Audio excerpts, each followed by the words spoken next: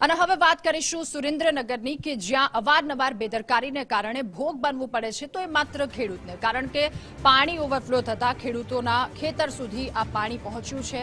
વઢવાણ તાલુકાના ખેડૂતોને ફરી મુશ્કેલીનો સામનો કરવો પડી રહ્યો છે। અનેક ગામમાંથી પસાર થતી મુખ્ય કેનાલ 3 થી 4 જગ્યાએથી અલગ અલગ જગ્યાએથી ઓવરફ્લો થતા અંદાજે 20 થી વધારે ખેડૂતો ખેતરમાં પાણી ફરી પડ્યા છે। ત્યારે ખેડૂતોને મોટું નુકસાન વેઠવું પડ્યું છે। વરિયાળી, ઘઉં, જીરું સહિતનો પાક ધોવાતા ખેડૂતોને રાતા પાણીએ રોવાનો વારો આવ્યો છે। નર્મદા વિભાગની આ બેદરકારી અને એના પગલે ખેડૂતોમાં રોષ જોવા મળી રહ્યો છે। નોંધનીય છે કે અગાઉ પણ 7 થી 8 વાર સુરેન્દ્રનગર મોરબી બ્રાન્ચની આ કેનાલ ઓવરફ્લો થઈ છે અને તેમ છતાં નર્મદા વિભાગ દ્વારા કોઈ જ પગલાં નથી ભરવામાં આવતા। કલેક્ટર સહિત ઉચ્ચ કક્ષાએ રજૂઆત છતાં પણ ઉકેલ ન આવતા હવે ખેડૂતોમાં રોષ જોવા મળી રહ્યો છે।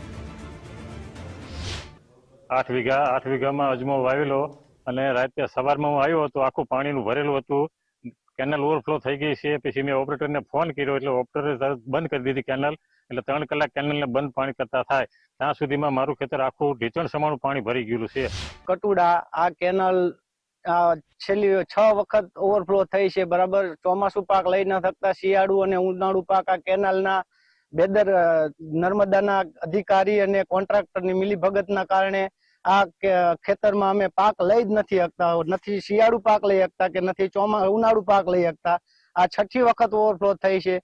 હાલમાં ખેડૂતોએ રવિ પાકનું વાવેતર કર્યું છે ત્યારે અધિકારીઓને વારંવાર રજૂઆત કરવા છતાંય કેનાલનું સાફ સફાઈ કરવામાં નથી આવી અને ખાલી માત્ર આવી અને આશ્વાસન આપીને આટો મારીને વયા જાય છે।